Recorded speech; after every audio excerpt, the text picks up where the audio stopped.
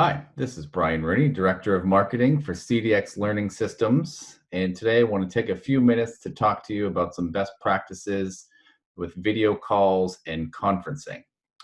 If you're like me, days sometimes lately can feel like you're stuck in a rerun of Hollywood Squares. Remember that show, Circle Gets the Square, maybe depending on your age. Anyways, you can see a lot of people using these tools well and maybe not so well. Just want to give you a couple of simple tips to do a little bit better. Without further ado, try and look into the camera as I'm doing right now. It's really important to try and maintain eye contact. My notes are below me here, but I'm going to do my best throughout the next minute or two to keep my eyes focused on the camera and ignore those notes. Number two, resist the temptation to stare at yourself.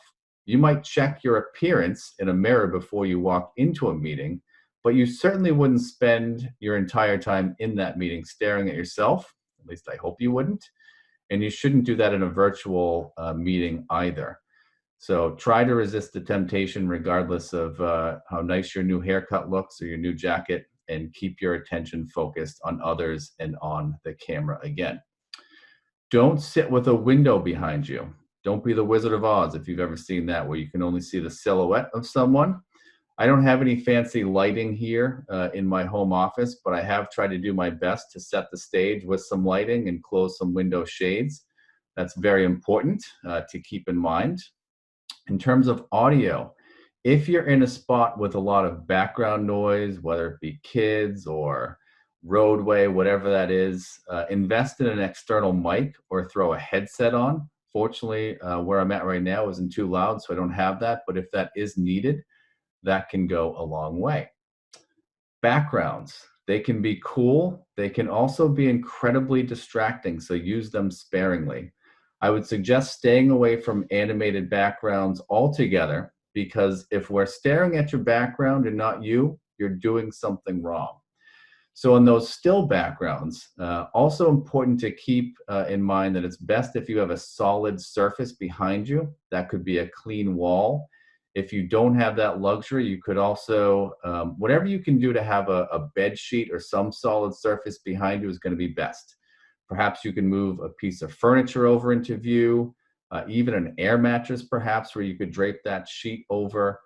Again, you want to have a solid surface behind you, and that's going to help that background appear cleanly and crisply. And again, stay away from animated backgrounds.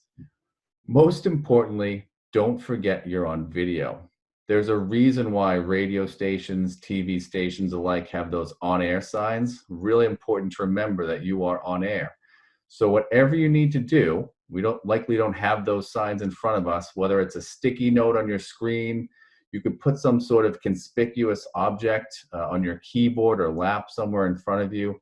Try and remember that you are on video. You can do whatever you want when you're on mute if video is not involved. But even if you are on mute, when that video is on, be mindful of that and avoid any embarrassing moments. Pitfalls. Video conferencing is great, and it's a great way for you to stay in touch with folks and to keep a personal connection. But it's not for everyone, and it's not ideal in all situations. So try and meet your audience, whether that's a peer or student. Meet them where they're at. Sometimes it's okay for video to be required. Make it optional at other times, because not everyone loves it. And further, there's a lot of research that video calls and conferencing can be very stressful, and it can actually increase anxiety and that sense of distance because of that lack of eye contact. Sometimes the inherent delays in video can also be problematic. So keep that in mind. I recently read some research that compared video conferencing to processed foods.